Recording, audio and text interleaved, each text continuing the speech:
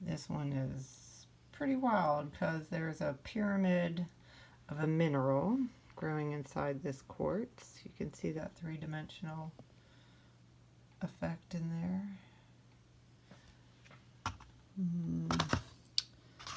This is Lodalite.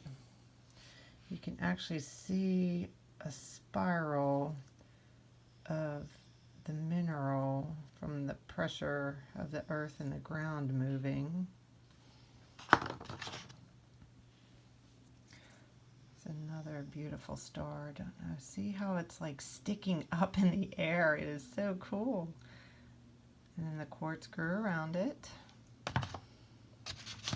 This one is just, oh my gosh, this is just so heavily riddled with rutile and stars. This one looks like you're swimming in an underwater cave.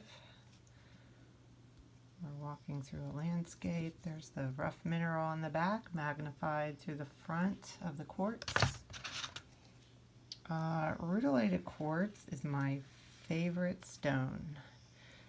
That and tourmalinated quartz. Tourmalinated quartz would have black needles. Rutilated quartz has gold needles. Oh wait, I'll go back to that one.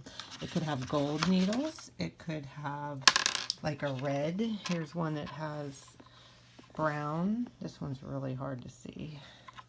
I can't get a good effect on this one. Okay, yeah, this thing's pretty cool too. The mineral inside, magnified by the quartz, very clean, clear quartz.